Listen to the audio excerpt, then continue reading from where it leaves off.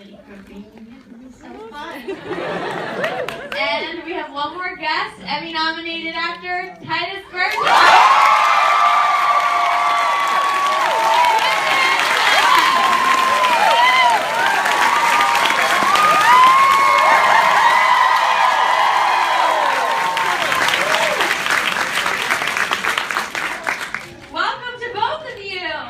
This is amazing.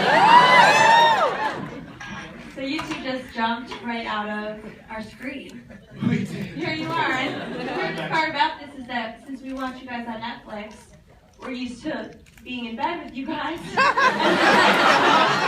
This is just a show. I remember. I don't know what I took, but I don't remember. We're so excited to have you here. And the way this is going to go is I have a few questions for you guys. We'll lead a short Q&A, and then I'm going to open up the floor to the audience if you guys have any questions for them for another 5 minutes or so. Just so that you guys know, we have the Refinery 29 Facebook Live audience joining in as well. Right here on this phone in the front. That's so much pressure.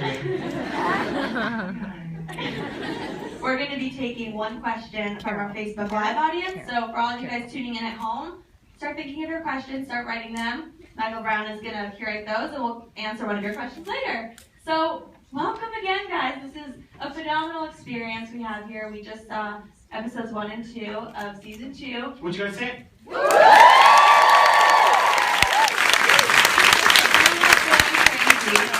Hilarious. Loved all the musical numbers. I have so many questions.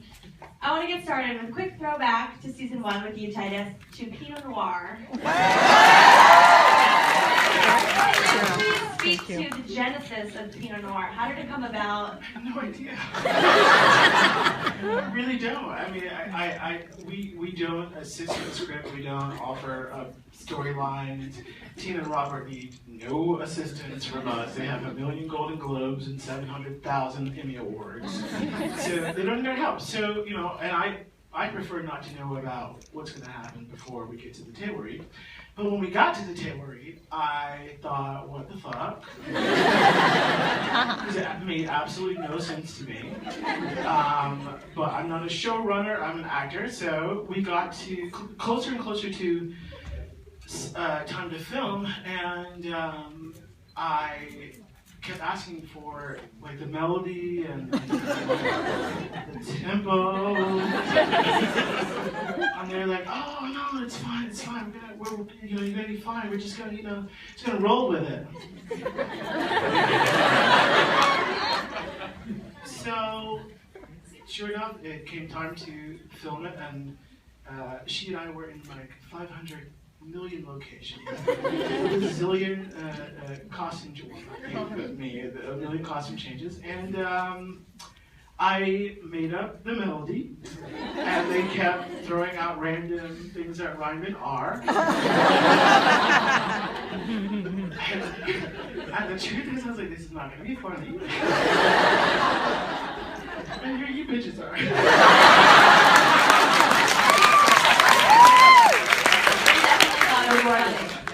Yeah, we thought it was funny. And I mean, however long it took you to come up with the melody, we heard it once and know it for the rest of our lives. So thank you for that. My pleasure. And I think that there's going to be some Pinot by Titus served at this after party. Don't forget to try that. Does everybody know what that is? Does everybody know what that is? I already know. Never mind. I'm going to have Titus explain. Is there a backstory? No, there's not. All the tweets are you guys. Honestly, you guys, that was I wouldn't have done it had it not been for all the random like lyrics from the song, which I do not have memorized. And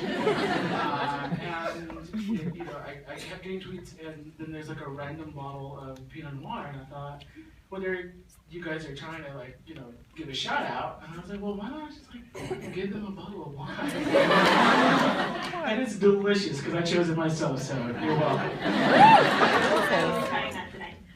So, Carol, I want to talk about Lillian for a moment because Lillian is so crazy. She's so paranoid. You know, she's so something is really Wrong. hidden deep inside of her head. She's a murderer. I have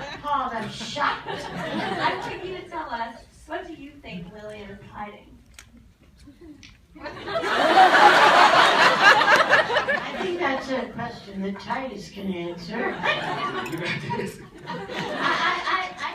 don't know what I mean, I'm hiding a long and varied past, and it is true, I accidentally shot my husband. But as I say, it was an accident.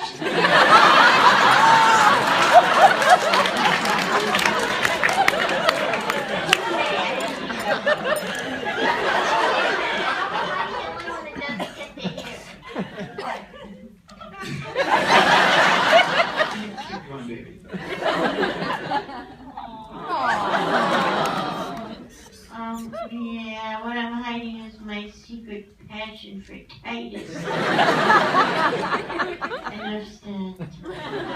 I mean, Lillian has some hilarious lines. I think my favorite one, and you just sort of say these lines and then don't touch on them and just let them linger there, like when you said that you sanded your fingertips off years ago. Well, you know, I have a backstory that I don't know anything about. Right? I mean, we don't know. We just read these things and at the table read, and half the time I think I speak for both of us and Ellie when I say that half the time we have no idea what we're talking about. So we have complete faith and reverence for our writers for a good reason. And we just say them, and then people laugh, and then later on... We still don't know what the jokes are. Later on, sometimes I'll segue quietly up to one of the writers and ask what the joke is. And they'll explain it to me. After we shot it. Yeah, after. It's good to know, because, you know, some jokes slip by us, too, and you can hear a few people laughing as if they got it, and it takes a couple of people Those some are the more people that time. graduated from Yale. But, you know, I mean, we saw episodes 1 and 2 of season 2, and it seems like there's so much more excitement to come. What can each of you guys tell us to give us a little bit more of a glimpse into what's coming in season 2? Who's taking it? Okay, I'm taking it. I think, okay, I can tell you one thing that is really great about season 2 is that there is a lot of romance. And myself if you saw the very beginnings of it in episode 1, and I believe Titus might be involved with someone. That my character really urged him to get involved. And there's, what else is happening in season 2? There's just so much. Flashbacks, romance. Oh, yeah, because we did a flashback to the man that you murdered. Why keeps bringing that up? You and Bobby Durst, I love it. It's a match made in heaven. We caught a glimpse of your potentially budding romance, and that face you made as you turned the corner that this crowd could not get enough of. You were laughing for well into the next scene. I honestly, I don't even remember. Okay, so here's the thing about filming the show. It's like one long movie. So even though you also do watch episode 1 and 2, I have no idea what you saw. But yeah, Titus falls in love with this dude, and he's probably like nothing like Titus would ever choose. But it's interesting to watch him be vulnerable and not so flashy like we saw in season 1. It's interesting to watch him take other people's feelings into consideration. It's not something that he's used to doing. And it's all because of Kimmy. I mean, she and Miss Cupid here, who's largely responsible for Titus following through on you know, there's an episode which you'll see where she manipulates some key factors and gets Mikey, is his name, to come back to the apartment. And, you know, even though Titus resists, he sort of gives over to you know, liking this guy, which is, I don't know, it's kind of fun. I certainly didn't expect this for Titus during, you know, season 2. because it's been so fun to watch him struggle to get things that he will never have. But it grounds him in a way, and I think it makes his shenanigans more palatable in a way. You know?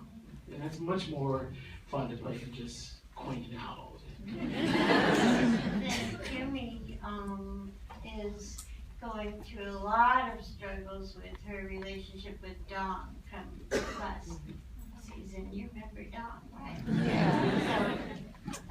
So Dawn got married to an older woman to stay in the country, and then Kimmy and Dawn have to struggle with their love for each other now that he's married. So there's that. Oh, and then also, you know, Jane Krakowski's character loses her big money guy. So she loses her big money, tragically is left with only $12 million. And, so you're watching her evolution as a single woman and her consciousness of her roots as an American Indian. We're definitely loving our lives. And so that's always my biggest challenge, is to get out of my own way, you know, leave myself alone and just go with my instincts. And when I can do that, I just have more fun than I could possibly express to you. Can I ask you a question? What assists you in getting out of your own way? On set. I think just try, first of all, my relationship with you and Ellie and Jane, you know, being aware of the other people, and that just takes you out of yourself to an extent, you know what I mean? And also just trying to capture a sense of joy, which is really what's happening, because we're so lucky to be doing what we do. And so if I can just lasso that little joy, you know, and I also like to move around a lot in a stupid way, so that I can open up and be more in touch with, you know, what they say, the inner child, right? Does that make sense? It makes perfect sense. This is what perplexes me, though, because I watch you pretty much every day, and while I hear and overstand your sense of awareness about what you think you may lack, but watching you is a masterclass every single day, Carol King.